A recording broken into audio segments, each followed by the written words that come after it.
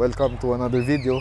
So 124, balikan natin. Finally, may mga expert na tumitingin ng makina natin, si Mr. Carl at yung daddy niya. So si Carl, siya rin yung gumawa ng 126 natin, yung S-Class ni Ken, if you remember. I'll put the link na lang ulit. Siya yung nag-restore ng 126 na yun. So ito sila, talagang expertise sila is mga Benz na luma. Ayan, daddy niya. So the issue again with the car, namamatay pag naka-aircon. Sabihin na natin rough idling, no? So si Carl ang unang humawak ito after Charlie. Kasi kami ni Charlie, install lang naman talaga. So yung mga troubleshooting na ganyan, dapat time to call the experts para mas mabilis trabaho at hindi masayang yung oras. And today is Saturday. Normally si Charlie is Sunday. So nakaka-nakaw tayo ng isang araw, no? Which is good. So pag ganyan, mga troubleshooting lalo na sa makina, kailangan talaga mga expert na, no? Para ma-diagnose ng tama. So let's see what happened. Bumili din ako ng mga pyesa just in case. Ito, China lang. Shopee China 1.6 idle control valve. So dito yan. So ang trabaho niyan pag sa loan ng minor, pag naka-aircon. Tapos bumili rin tayo ng OVP relay. Ito. Teka lang. Yan, OVP relay kay Joen, 5,000 to, medyo mahal. Dito nakatira yan sa may ECU. So ang trabaho niya is saluhin ng overload para to protect the ECU, no? Wala kasi nakadelete. Nakuha ko nang nakadelete. So sabi nila importante to. Bumili na tayo. So sana buhay yung linya. Okay, si tata yan, sinecheck na. So hopefully, no, maayos today para swabe na i-drive. Dahil ginanahan ako ulit dito kay 124 after na kumintab. So troubleshooting sila. So ito yung sira. Idle control, ito yun, no? Idle control. Second hand lang din natin nakuha yan, surplus. So bumili nga tayo nun. China, Shopee. Nirerekta ko, hindi man lang nagre-response. Wala. Ayun, nirerekta daw, walang response. So patay siya. Kasi may kuryente naman yan. So troubleshooting. Sana gumana.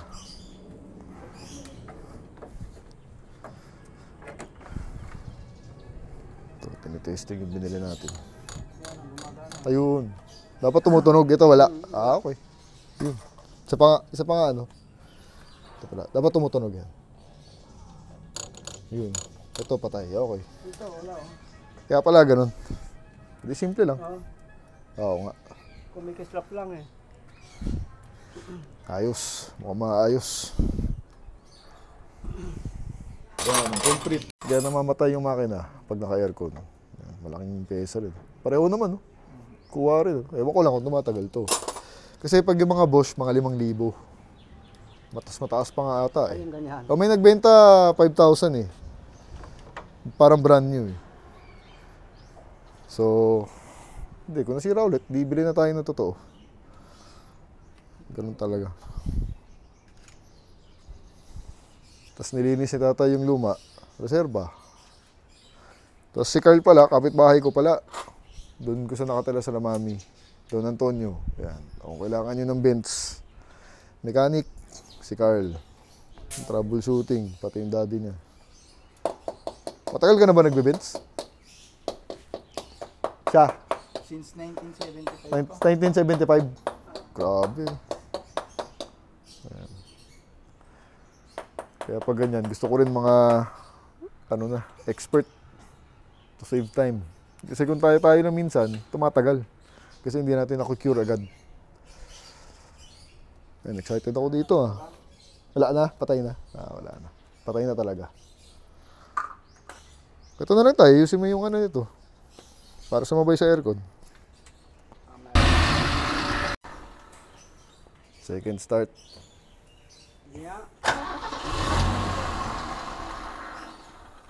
Di pa tinatanggap. Hindi pa tinatanggap ng auto yung idle control.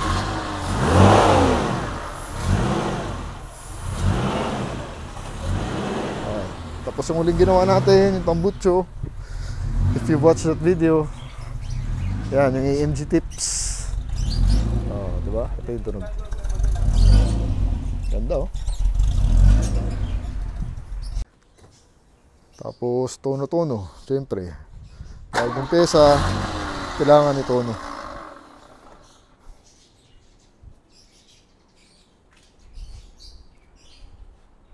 Inaalalayan.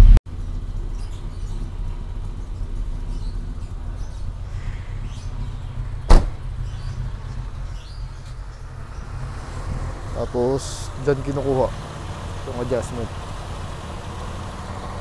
Tatay oh. Veterano. Tignan natin mamaya. Ayan. Kalmado ah. Tahimik.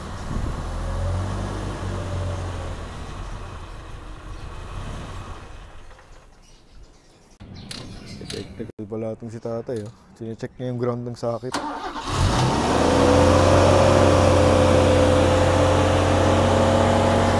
So nasa electrical tayo. Sometimes you have to call in the experts. Kami ni Charlie mga basic install, ganyan. Baklas, install, kaya namin yan. Even pintura, kahit pa paano. Pero yung mga deep na troubleshooting na ganito, mga expert talaga. So, ng test, may dala silang ECU. Ayan, sine-check nila yung ECU na dala nila. Kung okay dun sa ground. Kasi yung trabaho ng ECU, magbasa ng mga electrical, ground, supply. Ayan. Mukhang wiring na. Kasi ito, nakarekta siya para bigyan ng power yung control valve. Ayan, meron o. Ayan o. Yun, ganun sila mag-troubleshoot pala. Rekta system. Ayan, assist na natin. Ako taga-start para yung dalawa nagka-troubleshoot dun. Ayan, naka-aircon. So, yun. Op. Yan ang problema dati yan eh. Yung salo. Baba. Ayan, she's holding. Medyo lagpas ng 1,000. Baba pa konti siguro.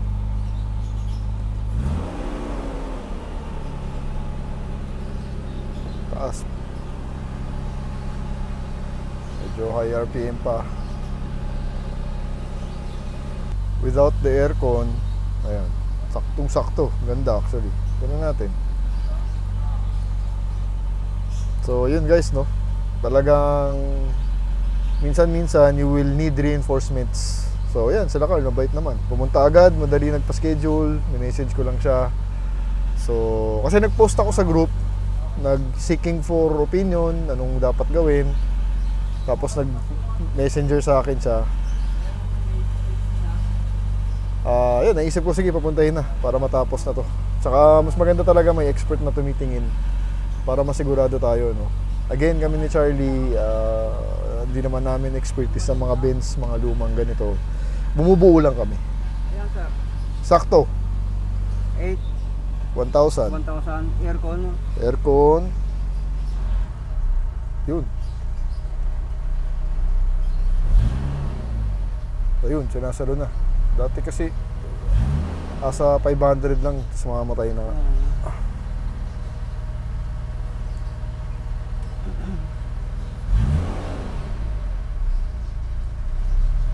Yun, parang ayos. Hindi po Tagal-tagal din pala magtono. Point by point, tapos nag-reach. Kanina umuusok eh. So, kasi iniiba nga yung mixture. Ayan, actually first time ko hindi witness ng tono na M103, that's the engine code, inline 6. Ayan o, nag-uusok ko. Nag-reach. So, maraming fuel ang binamba to. Ayun o, grabe usok ko. Nag-reach. I don't know if you can see the smoke. Nawala. Kanina, umusok kanina eh. Ayan, yan, yan. Yun o. Reaching. Hirap din ng Benz, ano? But luckily, may mga gumagawa pa rin hanggang ngayon. Oh, si tatay, matandaan na. Sign na talagang ito ang mga ginagawa ng sasakyan. Marami daw sila kliyente. Mga ito, mga puro Benz nga. And may mga parts na rin sila. So I'll put the link of Carl, syempre, para just in case some of you need help with your Benzes. Hindi lang naman Benz ginagawa niya, lahat naman in general. So maganda dito kay Carl, home service. Tsaka madali magpabook. Nag-usap kami, nakapag-book agad, napuntahan agad yung auto. And here we are now. So the more they're in there, mas marami nang nakikita. Ngayon, the governor, yung sa may fuel distributor, wala daw linya. 1-1. 1-1. Lagpas ng 1,000. Lagpas ng 1,000. Oo. Ay, aircon niyo po. Aircon. Yun. Maganda. Ganyan. Oo. So, yung linya ng governor. Ha? Maapak po ko. Sige. Parang walang linya ng governor daw, sabi niya. So, walang nag-supply ng kuryente, naka-bypass. Hindi naman namin ginagalo ni Charlie yun. So, nakuha na namin sigurong ganyan from the previous owner.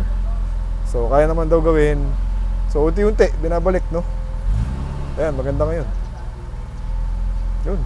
Ganda! Yan ang magandang RPM. Saktong-saktong 1,000. Yan ang gusto ko. Hirap pala magtono ng fuel distributor, no? Sa K-Jet Rectonic, ang gamit na fuel distributor nito. Si 190E sa carb. So before EFI ito. Tapos after noon ng technology, EFI na. Mechanical fuel injection.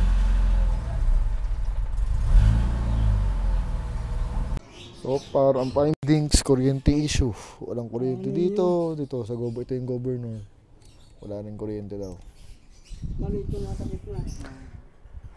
Tapos parang mali pa yung OBP. Yung sakit, iba yung saksakan. Siyam ito eh. Dapat 4 lang. 6. 6. Dapat 6 lang. Apat naman ay malaki. Si ano kaya? Delidor. Meron, no? Wala tayong animan dyan. No? Wala ba kayo dyan? Hindi ko alam yan. Alam ko ano yan. Maliit lang pala. Ganito lang daw. Ito yung tama. Malaki masyado. Gumagana yan. May liya pa ba dito? Lalagay yung OVP relay. Ano ba trabaho ng OVP na yan? Kuryente rin. Yan eh, pinagdi-delete eh. Hindi ko alam ba't pinagdi-delete kasi. So, unti-unti. So, sana ma-cure. Yan, at least may linya. Buhay. Ayan, umiilaw eh. So, there is power. Good sign. Tapos, habulan ng linya. Ayan, nahabulin niya na kung nasan yung linya para matrace. Para malaman ano yung problem. Ba't walang power. So, hapon na, 4 o'clock. Umalis na sila, Carl. So, basically kasi, may kailangan kunin na pyesa. No? The good thing is, alam na nila kung anong dapat gawin to finish the job dito kay 124. Wait lang. So, basically, ang nangyari lang ngayon, OVP. Meron na tayong OVP. Meron silang dalang pyesa. Tamang OVP. Andyan na. So, nakabit na. So, yung OVP na yan, trabaho niyan, protektahan yung ECU natin. Pero ang kailangan pang gawin is this relay. Itong Japanese na kinonvert natin, kailangan ibalik yung original na relay. Parang ganitong isa. Yan. So, may katabihan pang aircon relay. Yung relay na yan kasi, sabi niya, connected daw yan dito sa idle up tsaka sa linya ng governor. Yung power source ba? Doon ang gagaling, kaya nagloloko to. Tapos, one thing, ito rin, baka palitan daw nila itong assembly na to. So, yun. So, hopefully bukas, Sunday, makabalik sila to finish the job. No? And yung aircon dito, napansin nila, fan, hindi sumasabay sa aircon. Parang matagal mag-engage. So checkin din nila yung wiring dito. So isang puntahan na lang for everything para ma-connect na nila at matapos, no? So yun lang, to finish the job ng Engine Works dito kay 124 natin, no? Almost done. So kung maayos na natin yan, yung engine, laking bagay, yung driving experience natin with this car, mag-i-improve ng 10 times, no? Siyempre 124 yan, inline 6, so malaking engine, maganda ng ginawa natin sa Tambucho. So I'm excited. So binayad ko kanina sa kanya, kay Carl, 4K. Hindi siya nagpe-presyo actually. Tinatanong ko magkano. Ang sagot sa akin, ako na bahala. So, since this is our first transaction, no, para maging loyal din sa atin, 4K na inabot ko. May second job pa naman siya natatapusin. It's another transaction. So far okay si Carl. Mukhang alam naman nila ginagawa nila kasama yung daddy niya. And malalim yung roots nila sa Benz. So meron din sila mga parts. So one-stop shop na rin sila. So sa kanila kang papagawa, tapos sila na rin bibili ng parts for you. Pwede rin ikaw kumuha ng parts, tapos sila mag-i-install, no? So yun lang. Balikan ko kayo pagbalik nila Carl sa atin. See you. So, balikan natin yung 124. Dito na ulit sila Carl. It's been a week. Final step nito. Yun nga, yung engine. Nasa makina tayo. Dahil ang problema niya, bumabagsak yung minor, hindi nasasalo. So apparently may mga kulang na relay. Pasok na isang OVP, tsaka ito yung nawawala, yung sa AC na klima. Hirap hanapin ito. Yan, pamilyang Carl. So buti nakakuha sila. Itong klima nito 3.5 ang inabot, no? So that's the reason ba't sila rin nagpa-rescue na ako, dahil di namin alam kung ano yung mga nawawalang mga parts sa engine. So at least ito, kompleto na. At itong bubble plate sila, malambot, dapat matigas yun. So papalitan nila yan. So dala na nila yung parts. And today, so sana maayos na yung idling issue dahil bumabagsak yung minor pag naka-aircon. So nahihirapan yung auto, no? Tsaka hindi nagcha-charge. Nagcha-charge lang pag high rev. So una, papalitan yung bubble plate. Para saan ba yung bubble plate? Pressure ng ano? Ano yan yung airflow? Yung Airflow. Hangin. Dito. Oh. Hangin. So, sira pala. Hindi namin alam. Maganda kung may expert. Mabilis. Saves time. Kung kayo nga gawa, mas tipid nga. Pero, mas matagal kasi nanguhula kayo. Pero sa mga experience na, alam na nila ano yung idadiagnose. So ito, pangalawang balik na nila. So yung unang punta, actually, mostly diagnose. May nagawa naman, konti yan, yung OVP na nakuha. Tapos nakita na ako na yung kailangan gawin. So hanap ng pyesa. Sila na rin, para mas madali. Tapos pabalik. No? That's the process. Isang linggo inabot. So, hopefully today, talagang maayos na yung revving issue natin. Dahil hindi ko malayo yung auto dahil doon.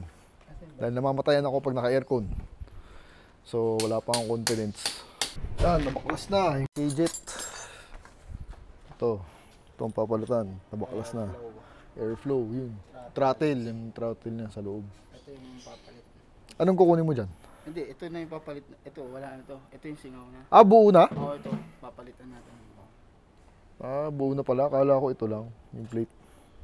So, buo ang ilalagay. Kasi kaya siya nawawala na ng airflow. Gawa ng adjustment na rito, papunta lang fuel distributor. Hindi na maganda yung hangin ng pasok niya. Nawawala na siya sa tono, sa CO.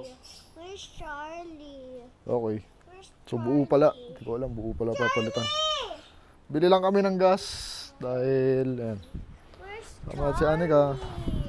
Where's Charlie wala, nasa work. Charlie? Hindi pa Sunday. Sunday lang si Charlie dito. Okay, so gamitin yung warranty, ibili tayong gas sandali. First start. So 190, so 190E. Ito matino na to. Walang problema na rito. Panggamit. Oh, lakasan mo, bukas pa. Okay. Init. Let's go. Okay, later. Ayan, no? So, ever since naayos na yung carburetor ni 190E, third gear, she's been running great. Reliable. Walang problema. Pwede nga pang office actually. Damit pa ng aircon. So, body na lang talaga, no? Kaya nakakatuwa. Yung sinasabi ko, sometimes kailangan talaga specialist na yung titingin sa mga problema ng kotse para lang magawa na. Kasi nga minsan kung kayo-kayo lang, hula-hula, mura nga, pero ang tagal, tumatagal kasi hindi nagagawa agad dahil nga hinuhulaan nyo. Pero kung mga expert, isang tingin, alam nila anong titingnan. So, sana ngayon, productive day, magawa na finally yung engine ni 124 dahil ang tagal niya ng problema yun actually, no? Ever since I got her. Okay, punta lang tayong Shell. Kasi ka, ba't daw bouncy? Ba't bouncy chair mo? Ayan, kasi yung chair ng mga 80s na Benz, may spring pa yan. Horsehair tsaka spring, kaya bouncy. Yun yung style ng dati. Oh, kahit bata, nagtataka. Oo, baka masira, huwag masyado. No? So, technology of the 80s, iba rin talaga eh. Comfortable eh. 350 V-Power. Teka lang. Para safe. Okay. 190E in Shell. Sarap i-drive na 190E. She's really light. Comparing with the 124. Rektaran natin here in Corinthians with the manual conversion from automatic na manual. Second gear, third gear, Daddy, kalay bakit dyan tayo? third gear, daming kotse. Wala. Fourth gear, Daddy, in the house natin yan. Where are you going? fifth gear. Bihira ako magamit fifth gear. We're doing 80. Ayan. Sarap na i-drive, no? Pero kailangan ko palitan yung gulong dahil nagra-rub yung 205. So 55 bata kasi yan eh. So kailangan mas nipisan ko pa. Daddy, So next project, palitan natin yung gulong. Papalitan mo lang ito na ano. Ito nakabit na. Oo, kala ko yun, no? Dahil tuyo ito kasi nakarect yung pupunta dito. So 330 relay binubuhay na. Yung missing relay na klima. Napastart na rin pero medyo rich pa rin. Itong nilagay, no? Nakabit na. Ito yung aking dati, kami na yan. Oo. Ito yung ginawa namin ni Charlie. Kasi nga, di namin alam na mawawala pala yung isa. So delete to ulit. Balik yung original para mabuhay yung kuryente rito.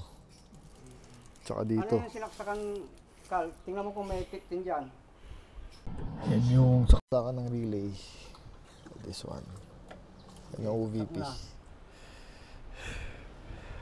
So yan yung binabalik ngayon. Ito yung mahirap na part, no? Tuning. Tono. Ng K-Jet. Bosch K-Jet. Mechanical fuel injection. Yan. Kaya pag mga hapon, mga EFI na, mas madali. Kasi automatic, computer.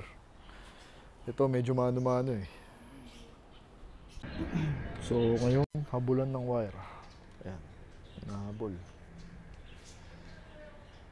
The hard part. So 4 PM. Maganda ni Minor. Saktong sakto. 9.5. Ganda. Pero yung aircon na lang yung pinapa-under namin. Naka-aircon yan. Pero mukhang hindi pa ma-under yung compressor. So something to do with the relay. Pero ang ganda ng bagsak. Ang ganda ng rim niya. Tsaka mas aggressive, oh. Mas mabilis sumangat. Let's see. Improving. So nirekta umandar. 900, ang ganda. Ayan. AC yan. Naka-AC, gumaganda yung compressor. 900! 900. Ganda. Sinasalo na rin. Hindi na bumabagsak na gano'n. Pag pinatay ang aircon, Oh, hindi, nakarekta eh. Nakarekta siya. bunutin Bunutin mo muna. Ah, 1,000. Ganda na. Hindi, 950. Oo. 900. 950. Tsaka hindi na... Kaso yung ICB nakapatay pa, no? Hindi pa naka-on. Hindi po. Mamaya po natin. Pero hindi na bumabagsak na gano'n. Hindi na siya na... Hindi. Di ba nakaraan yung sabi mo, Basta pag naka-aircon ako dati, bagsak. Hindi, hirap sa loin. Hindi niya kaya Oo, ibawin hindi. kagad. Ito, kahit naka-AC, Maganda ang pwede, bawin. may improvement na siya. Yung kung hindi na mamamatay, yun yung improvement. Probe 0, check natin ulit.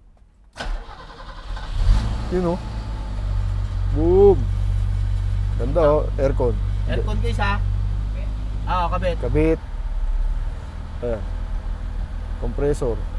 Kunti lang ang bagsak niya. Oo, konti lang. Hindi na dati, ganun eh. Malaki yung... Tapos habulin mo ng pa eh. So kayo, ano. Oo. Yun. Hindi na gumaganon. Oh. Hindi na bumababang ganyan. Tama nga siguro yung ano, bubble. Tapos, yung wiring ba naayos na? Hindi pa. Ayos na yung wiring din. Naayos na yung wiring. Eh, hindi naman, Dati, kakabahan ako dyan, habulin ko eh. Oo. Oo. Eh, naayos. Hindi na bumaba.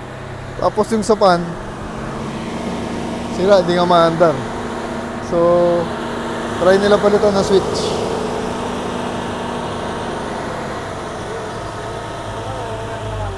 Ayan, pag nirerekta, nagkakaroon.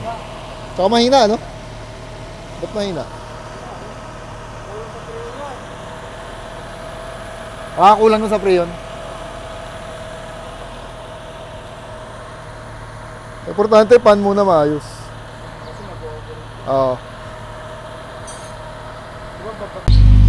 So far, pagkalitak mo, na-treat, kalmado, as you can hear.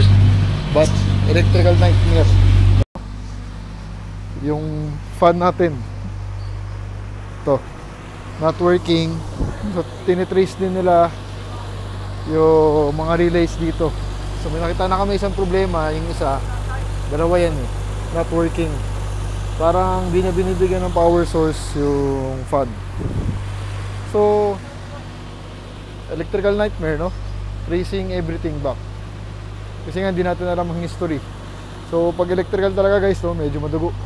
So, it's ready for 30 ata. So, the relays are in.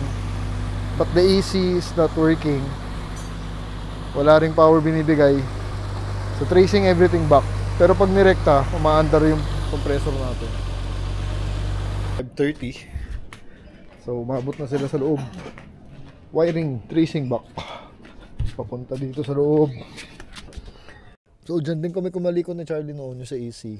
So, maraming na-bypass na linya. Na-trace na nila. So, magagawa daw today yung wiring problems niya. So, maraming binaypass. So, ngayon, binabalik nila to original. Pati yung fuse dito nga, napalitan. Buti may spare pala sila. Isa dyan, sira. Pirahin isa dyan eh. Kaya nga, buti nga nakita eh. So, wiring issue plus yung pesa rin talaga. Tapos yung mga missing na relay. Yun ang pinaka-problema. Kaya ganun yung idling. Pati yung fan na gagana na. So, mas malamig na aircon yan. Papa-charge na lang natin ulit para just to be sure, no? 6 o'clock. Sun is almost out. Grabe, full day of tuning. Full day of backtracking the wire. Pero ayos na ata. Naayos na raw nila. So, pabalik na sila. The relays are in. Tama na. Okay lang kahit nakaiga. Yun, nakaiga. Okay lang yun. Okay lang. Tapos yung fan, nag-automatic. Na-check na nila kanina. Ito. So, ikot ko siguro para malaman ko kung ayos na. Dahil hindi ko pa natitest drive, no? Pero pag nire-rev na natin, ito, naka-aircon na yan. Yeah. Ayan, naka-aircon tayo. 1. Yun. Sinasalo na. Dati kasi hindi sinasalo yan. No? Again, sorry kung paulit-ulit. Pero yun talaga yung rason kung bakit ko sila pinapunta. No? First drive. Ayan, with Carl. So reklamo kasi dati dito, yan, naka-aircon naman tayo. Bumabagsak yung minor. Hirap saluhin, pero ngayon yan, bibitawan ko. Neutral. Yun. Tapos, tingnan natin yung takbo.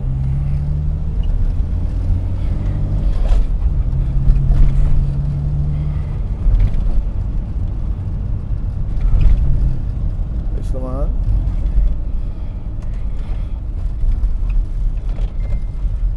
Ikot-ikot. Tingnan natin. Buong araw naka-on yung auto. So na-stress test din siya, no? Pero so far maganda yung hatak. Yeah.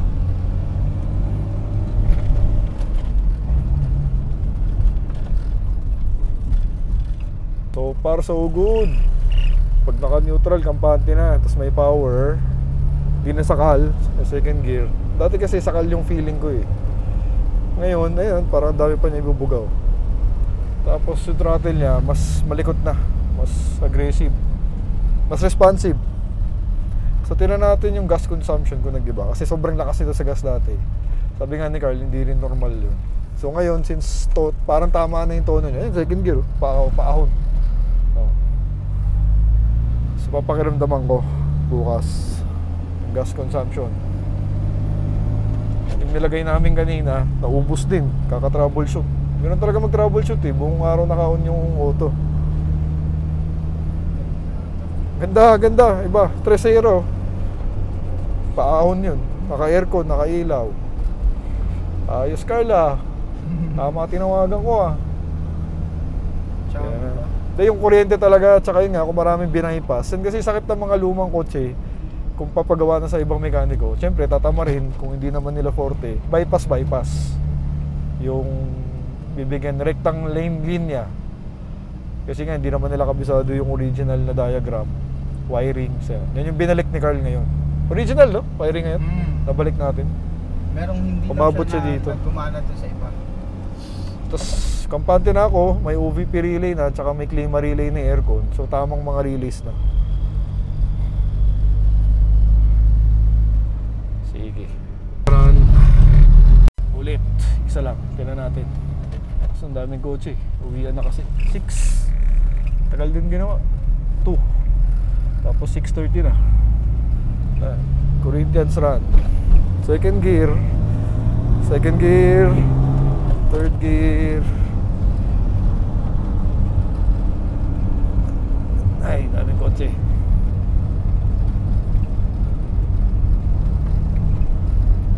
Ganda ng takbo. Third gear. Layo pa. Fourth na natin. Fourth gear. Dami motor eh. Tuloy natin mabigyan. No? Pabalik. Second gear. Third gear.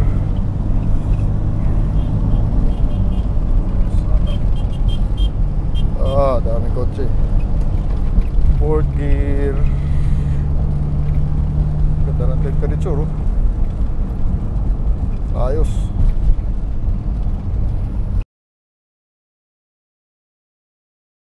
Alright, so it's the following day. Ano ba ngayon? Sabado. Saturday, 5 o'clock. 5:40 actually. So kakagaling lang natin ng Shell white paints. Pinagasan natin si 124 gamit natin. Kasi tinetesting ko nga siya after magawa nila Carl. Ayan. So same. Hindi na bumabagsak yung minor. As you can see ito. Para mas makita niya ha. Ini-neutral ko yan. Yan, diba? So naka-aircon ako. So yun yung sira dati niyan. Yung sira kasi niya bumabagsak. Sasaluhin mo para mabuhay. Pero ngayon yan, ulitin ko. Neutral. Yan. No, so solid na siya. So again, Benz mechanic or expert should be the one doing all that thing, yung medyo madetalye. Kasi yung pagtono nitong coaching to medyo iba. Yung mga mechanical fuel injection, if you compare this to EFI engine, pag EFI engine kasi napakadali, automatic, no? Hindi mo na kailangan itono eh, kasi nga it's predetermined already by the computer. Ito, ang ECU nito, very minimal ang trabaho. Nag-distribute lang ng mga power source sa mga modules. Basically, yun lang yung trabaho ng ECU na to, ng mga 80s na kotse na ganito, no? So, but for the tono-tono, mechanical, mano-mano. Talagang mga expert lang ang may alam, ang may kaya. Kung nakita nyo naman kahapon, ang tagal nila tinono, ang tagal naka-on ng auto, parang more 2 hours ata naka-on yung auto. Tinotono lang nila ni Carl para makuha yung tamang timpla, no? Pero ngayon, okay na nga so far. Okay naman siya, yan. Neutral ulit, neutral. Tapos naka-aircon tayo. So, parang nagawa naman na. So, in the coming week, pakikiramdaman pa natin yung auto, pero I'm much more confident now na naayos natin yung issue. So again, thank you Carl, sa tatay mo at sa kapatid mo for fixing her. Talagang daming walang ang daming walang relay, missing relays, tapos yung mga binaypass na wire, yung mga rekta-rekta, puro rekta kasi ginawa. So yung nakuha na nga namin siya, ganun na. So hindi naman namin alam ni Charlie ano yung mga nawawalang pesa, ano yung mga nawawalang relays, ano yung mga wires na binaypass. Kaya again, kailangan medyo expert na titingin. So paminsan-minsan, pag mga ganung trabaho, detailing trabaho, expert talaga dapat tumingin. So, ang singil ni Carl, actually sa akin, teka, park muna tayo sa tabi. Ang labor niya doon for the troubleshooting, 6,500 sa pag-troubleshoot daw ng idling, wiring issues yan. Tapos syempre, may mga parts tayong pinalitan. Pinalitan yung throttle body, yung sa bubble plate, sa 5,000 na tayo, OBP relay. Ako na nagpresyo sa kanya noon. Yung klima relay yun, mahal yun, 3,500. Tapos may isang relay pang pinalitan na maliit. Ang daming nawawala talaga. So total, wala ilalahat-lahat ko, no? Kasi nakadalawang balik siya. Mga 15,000 nata na gastos natin. Pero sulit naman bumalik naman na siya sa dati, sa normal. Ayun, ito. I-rev ko para makita niyo. So, ayan. Hindi ko na sinasalo, di ba? So, hindi na siya namamatay. Hindi na nakakayadal, no? So, dala ako ng Rustans, may bibili lang ako. Tapos, balikan ko kayo mamaya. Yan. So, we are here again, back sa Giraffe Street, near the village. So, here's the car. Finally, tapos na. The engine works. Nagawa na natin. Isang pinaka mahirap na ayusin. Siyempre, kasi again, specialist dapat titingin. But this car's not yet done. May mga balak pa ako sa kanya. Wala pa siyang tint. So baka ipatint natin ng clear na blue. Then yung mugs, temporary lang yan, 16. Pero papalitan natin ng AMGs yan. Actually meron ako spare na 17s na nakatabi. So I'm thinking yun ang gawin o bumili pa tayo na separate. Bahala na, no? But yun lang. Other than that, mga maintenance, yung aircon. Pag nakahinto kasi medyo mahina, humihina yung aircon. Nawawala yung lamig, kailangan umaandar. So pa-check natin yun, no? Tapos yung muffler, baka bili tayo ng muffler, di ba? If you can remember, wala pa siyang muffler, naka-delete tips lang yan. So baka lagyan natin ng muffler. Then ito, papatanggal ko na yung mga tint. Balik natin yung original dahil namamalat, ang pangit tingnan. So that's it. Shinare ko lang sa inyo yung experience ko with the car. Yung important kasi yung bench mechanic talaga, yung specialist. Dahil pambihirang kotse itong mga to, hindi naman common, no? So yung technology niya, 40-year-old na. So ilan na lang yung nakakaintindi, pero meron pa naman. So thanks for watching. If you're subscribed, please do leave a comment, tips, or any questions. Happy to ask, happy to share information. If you're not subscribed, please do subscribe. Dahil to help me out, the channel. And if you like the cars, if you like the videos, please do like this video that I made for you. The 124, finally, coming together. Thanks for watching. Two different levels, I cannot relate.